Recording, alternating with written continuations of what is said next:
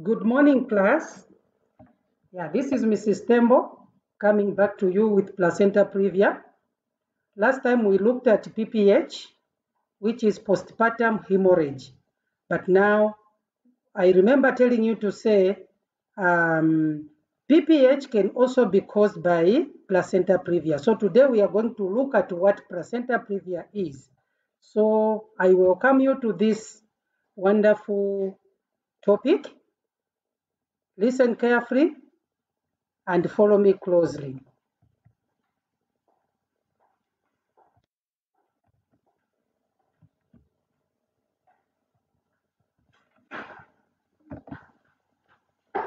So to proceed, we are going to look at the general objectives, meaning at the end of the lecture, students should be able to demonstrate knowledge and understanding on the management of a woman with placenta previa. Here, a student is you. Okay. Then specific objectives for placenta previa. Remember, these are the things that are going to be formulated as questions in your exam. So objectives are very important. So specific objectives must be taken note of. Number one, you have to define placenta previa. Number two, explain the predisposing factors of placenta previa. Then number three, state the classification or types of placenta previa. We're also going to describe the pathology of placenta previa, state the clinical features of placenta previa. We're going also to describe the management of placenta previa and describe the differences between placenta previa and placenta abruption. Then we are going also to state the complications of placenta previa. Definition. So by definition, we are saying placenta previa is a common condition in which the placenta is partially, mark my words, it's partially or wholly implanted in the lower uterine segment on either the anterior or posterior wall of the uterus. So now, when we were talking about fertilization, we said the suitable site where the placenta must be implanted is up there at the fundal part, where we have a lot of nice muscles. But in placenta previa, this placenta is either partially or wholly implanted in the lower uterine segment. It can either be on the posterior part or anterior part of the uterus. So the bleeding is referred to as inevitable because it's due to partial separation of the placenta following inevitable stretching of the lower uterine segment. And this is an obstetric emergency. So placenta previa is an obstetric emergency where bleeding is inevitable. Bleeding will just start, okay? And I don't want to preempt, we are going to look at how when we look at the pathology. Okay, so let us look at predisposing factors of placenta previa. One, the causes of placenta previa are largely unknown. We don't know the causes, but the associated factors are as follows. Number one, patients who are over the age of 35 years, irrespective of the parity. So this person is over 35 years of age and has decided to get pregnant, irrespective of the parity, meaning irrespective of how many children this person has. It can happen to an elderly prima gravida, or it can also happen to a multiparous woman. So irrespective of the parity. Number two, high parity due to there being no suitable needles left in the fundus for implantation. It's therefore implant in the lower uterine segment. Number 2 point means this person has had so many pregnancies. Each pregnancy carries a site where implantation of the placenta is. So imagine this woman has had 9, 10 pregnancies, and the whole part, the upper part, has been taken by the implantation of the placenta, meaning this uterus is being overused now. It has no any other part left that can be suitable. The 11th pregnancy will have no choice apart from finding a space where it can implant itself in the lower region of the uterus. Number 3 factor, it's fibroids. Okay, fibroids are just some swollen structures, swollen things that grow in the uterus. And if there are more fibroids in the upper uterine segment, then the placenta will implant in the lower uterine segment because the other part is already taken up with the fibroids. So this placenta will have no choice apart from finding a place in the lower uterine segment. Okay. Another predisposing factor is tumor. The tumors of the endometrium. Okay. These tumors of the endometrium are going to scar the upper endometrial surface. So meaning tumors, when tumors are growing and they are removed surgically, then the healing on that part where the tumor has been removed is going to heal with scars. And scar formation changes the morphology of the cells, thereby making it difficult for the placenta to implant. Another factor is multiple pregnancy. The multiple pregnancy, this is a pregnancy where there are more than 1 fetuses in the uterus. Now, if there are more than 1 fetuses in the uterus, meaning even the placental site must be very big, meaning there may be an extension of implantation of the placenta on the lower part of the uterus. So multiple pregnancy due to large placental surface. Then we have number of pre-cesarean deliveries. You know what happens when a cesarean section is done. The uterus is cut and the baby is removed, and healing may not go back to its original structure of the cells. The healing may be by scars, and the scar formation may also impede the implantation of the placenta. Also, number of curettage for spontaneous or induced abortions.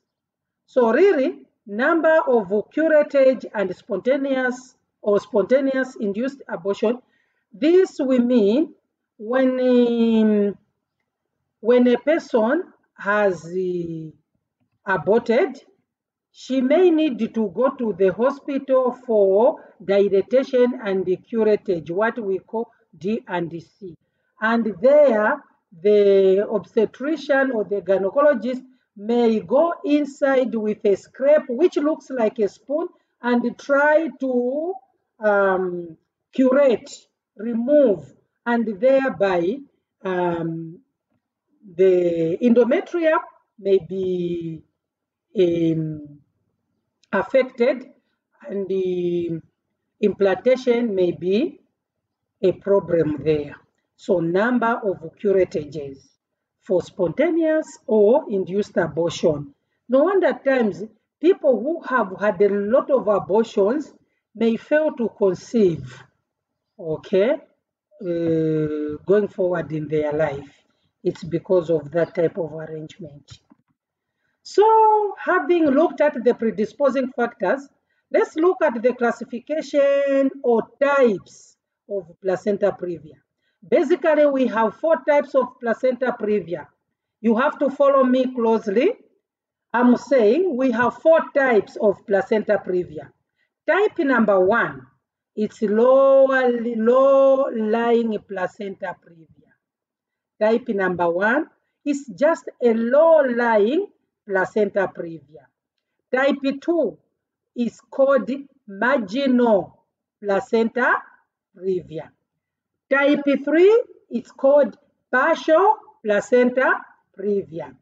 Type 4 is called total placenta previa. Okay, so now let's look at what type 1 is. We say it's a low-lying placenta. So really type 1, we are saying much of the placenta is attached to the upper uterine segment, which is normal and which is okay. But its lower margin dips into the lower segment. And it does not, mark this word, it does not cover the internal os. The bleeding is mild. Okay, yeah, the bleeding is mild in type 1 placenta previa. Then the maternal and fetal conditions are good. There's no problem with the mother and the baby. Okay, type 2. The edge of the placenta touches the margin of the internal os. Remember, the cervix has 2 osses. There is the internal os and the external os. Now, in type 2, the edge of the placenta reaches the margin of the internal os, but does not cover it. That's a very good characteristic. Then vaginal bleeding may be moderate. Okay, in type 2.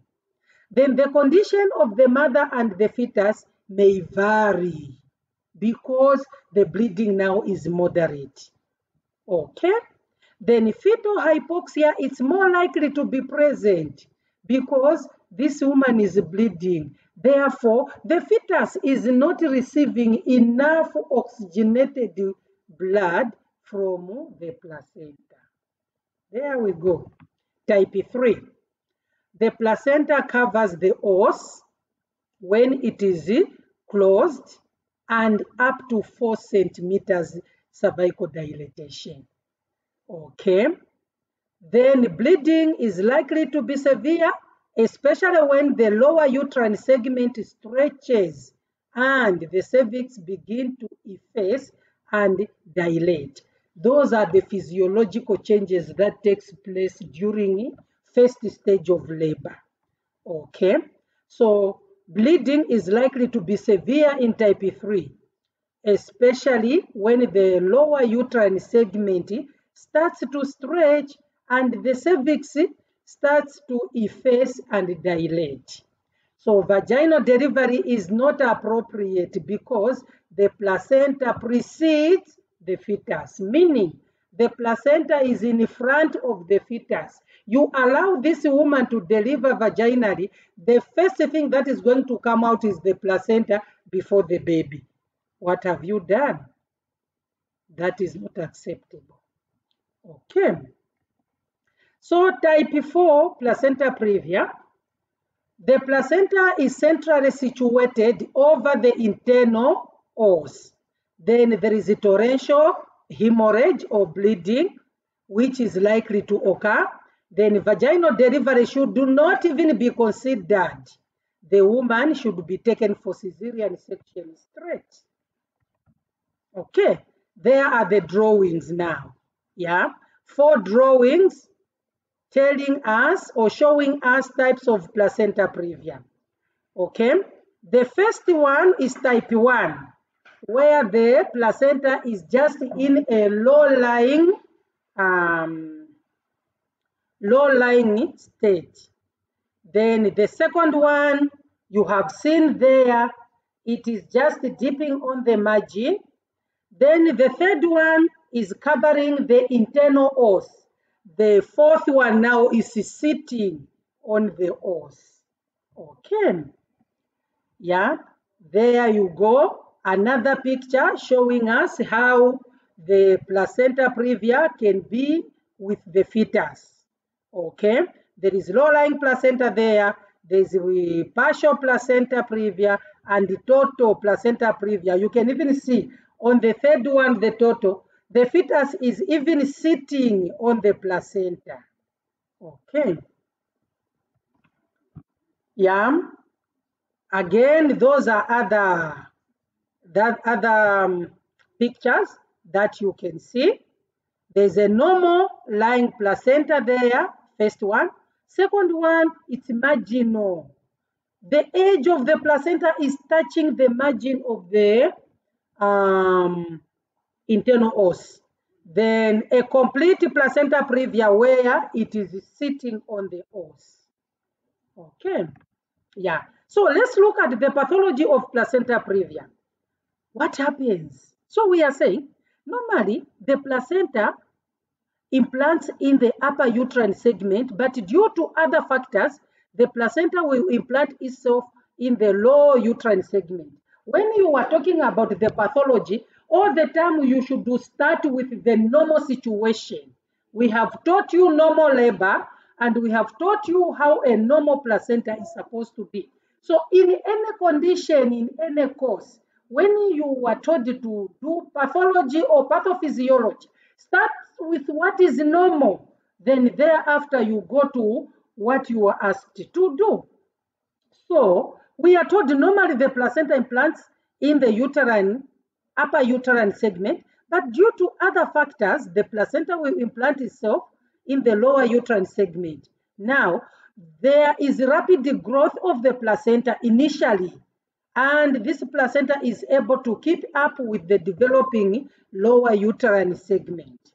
Okay, that is normal. Now, after 32 weeks of gestation, the lower uterine segment increases in length and thins out. We are talking about the lower. Okay.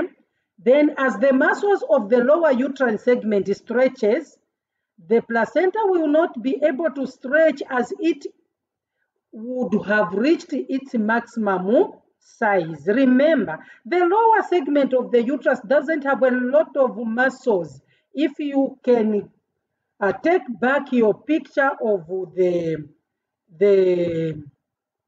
uterine muscles, we are seeing the myometrium, which is the middle layer, thinning as it goes down there.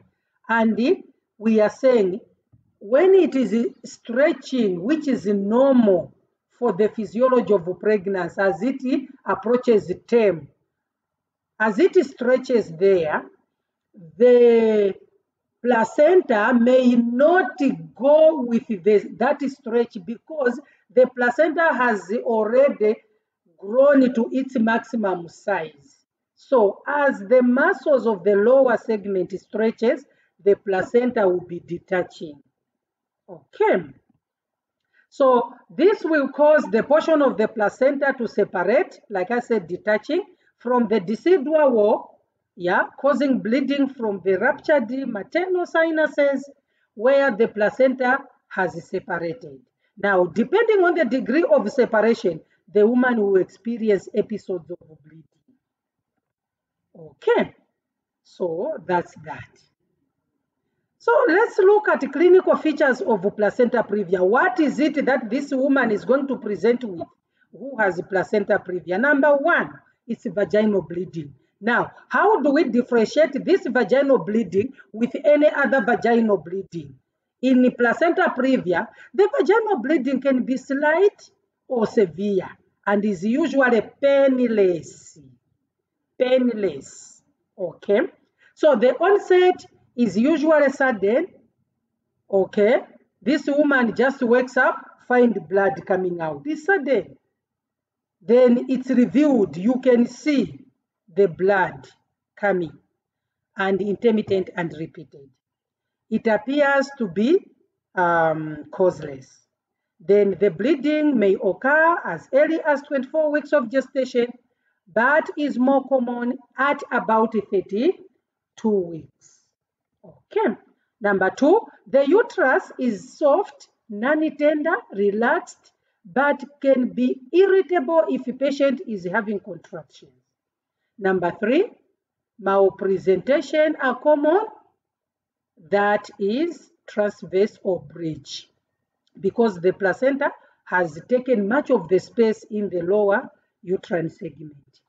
Number 4, the presenting part is high, meaning there's something that is occupying on the lower uterine segment. So the presenting part is high, no engagement because something is already engaged, which is the placenta. Then intrauterine growth retardation may be present, but no hypertension. Okay? Yeah. So those are the clinical features. So let's look at management. We should have aims of management. Number 1 is to identify and treat the cause of that bleeding. Number 2, to preserve life of the mother and the fetus.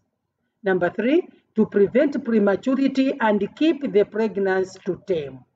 Number 4, to prevent complications. Number 1, diagnosis.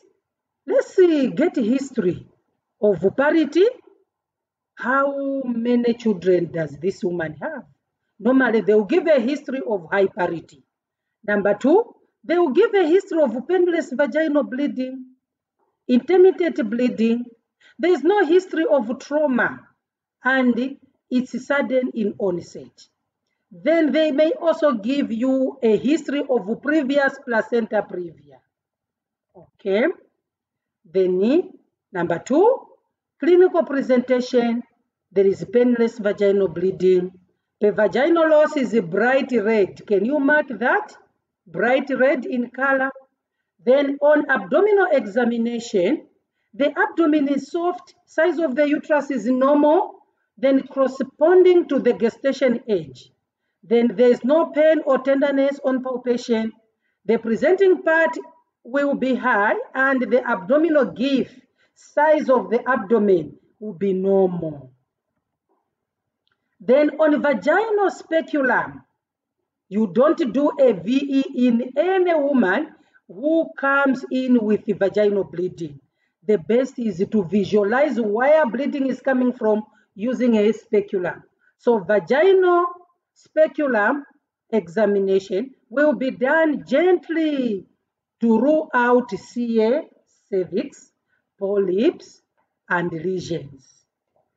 And radiological tests such as ultrasound will review the location of the placenta.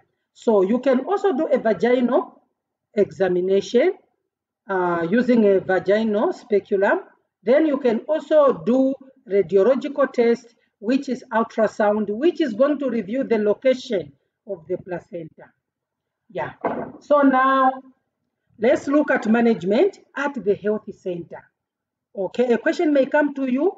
You have this woman, you are at a health center. How do you manage? So there you go. First thing first, reassure the woman and inform the woman that bleeding in pregnancy is not normal. Remember, it's one of the danger signs you told them. No wonder they have come back to you. Okay, so inform the woman that obstetric team is doing everything possible to save her and the baby.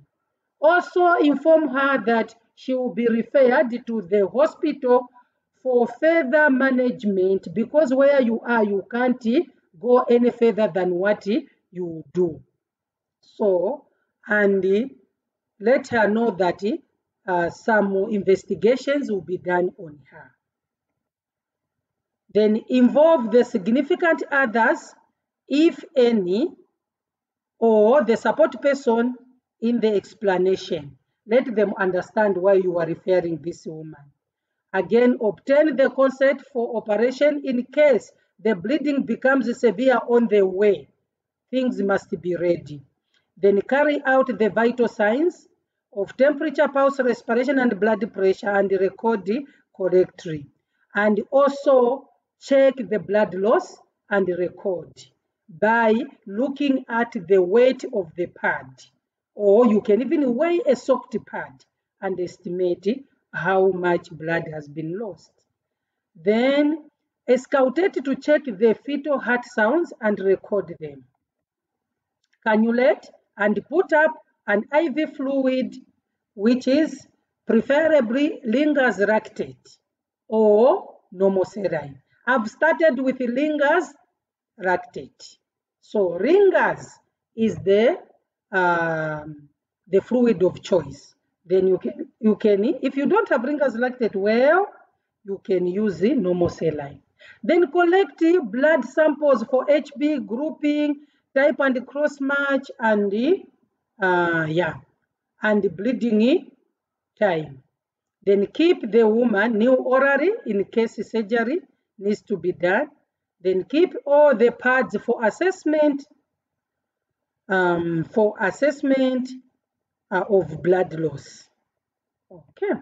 Then notify the ambulance and the hospital where you are taking this woman that you are taking an obstetric emergency with the placenta previa type. You should mention how she's bleeding and the general condition of the mother and the fetus so that they prepare for this woman. If you are able to do grouping, tell them that the grouping has been done and she's a group so. Okay.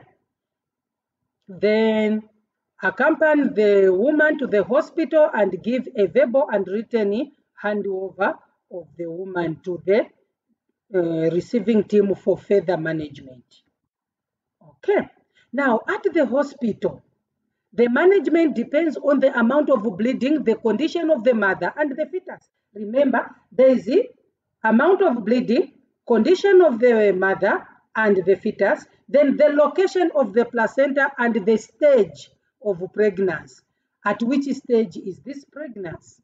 So management at the hospital is divided into two. Number one, we can do conservative management. Number two, active management. Okay. So conservative management, in conservative management, the aim is to maintain pregnancy until 38 weeks to prevent prematurity. Remember one of our aims.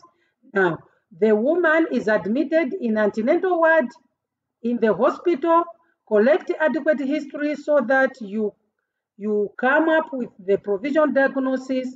Then the woman will be kept on complete bed rest and employ all measures to promote rest, like playing the radiolo, doing all procedures in block, and try to limit number of visitors. In short, try to minimize traffic. This is appropriate if bleeding is light and the fetus is well. Give a mild sedative to promote rest. Check and record vital signs of temperature, blood pressure, pulse, and respiration to rule out shock. Monitor the general condition of the mother to rule out depression and any deterioration in her condition. You know, mothers can be stressful.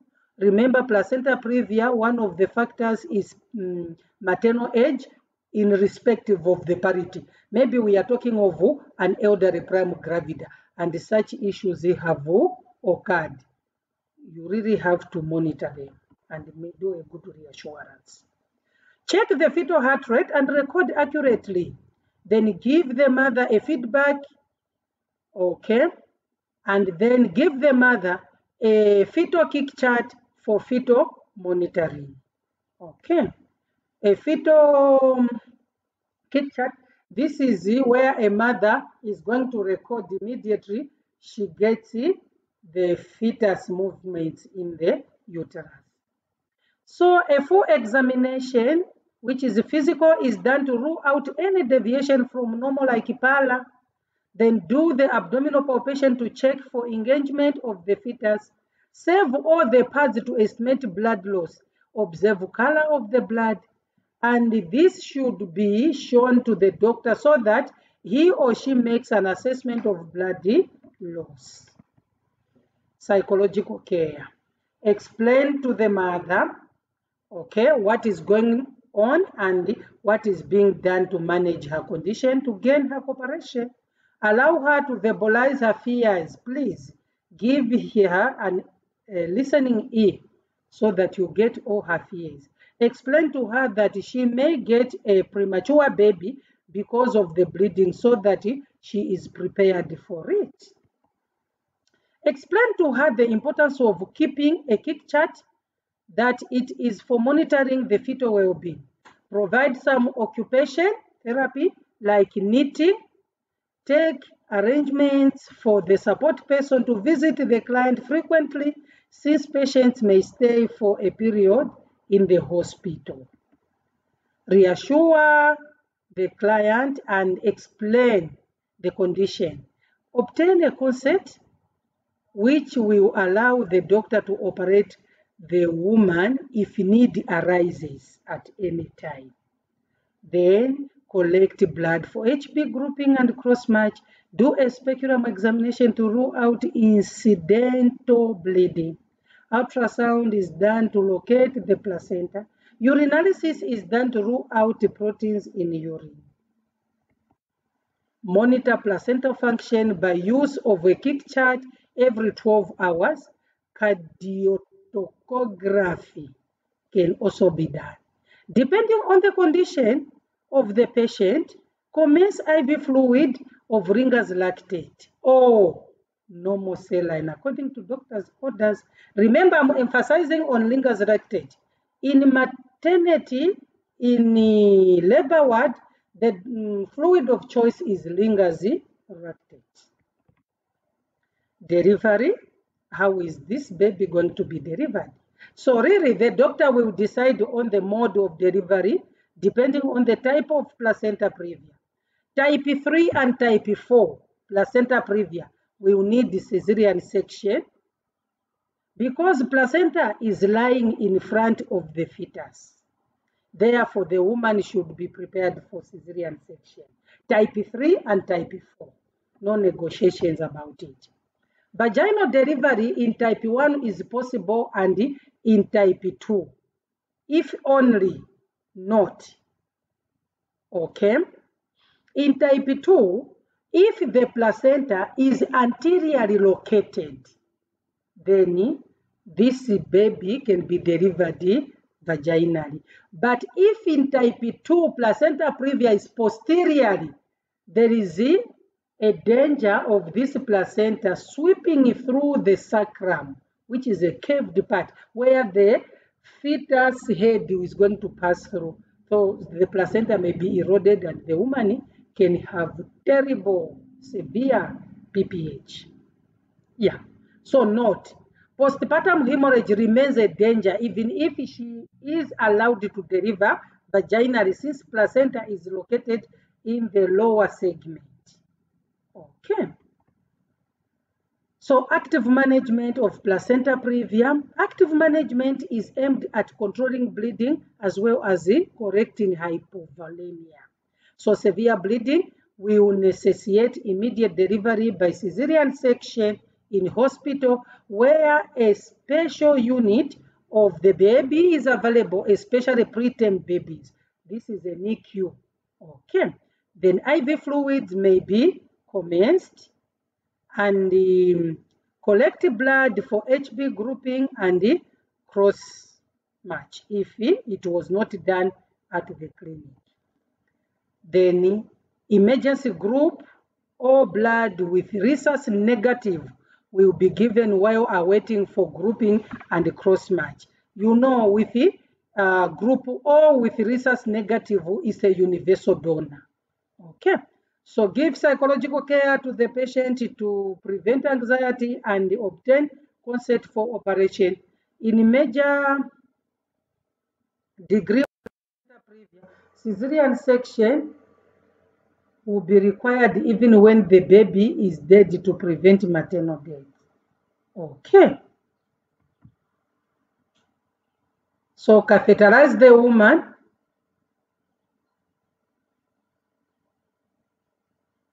Okay, that we have already done, where we have to catheterize the woman according to the hospital policy and keep her new orally, maintain her on IV fluids, check the vital signs and record, and also check the fetal heart. Okay. Yeah, those are preoperative care. Yeah. So let's look at complications of placenta previa. Okay, number one complication of placenta previa is hypovolemic shock due to blood loss, PPH due to inability of the lower uterine part of the uterus to contract effectively because they don't have enough crisscrossing muscles. Then anemia due to bleeding, puerperosepsis due to reduced blood, hence prone to infection. Then DIC due to severe loss of fibrin. Fibrin is a clotting factor. Then acute renal failure due to severe blood loss. Then Sheehan syndrome due to necrosis of anterior pituitary gland. Okay. So thank you very much for listening. Next time we are going to look at placenta abruption. Then we are going to follow the difference between placenta abruption and the placenta abruption and placenta previa. Okay.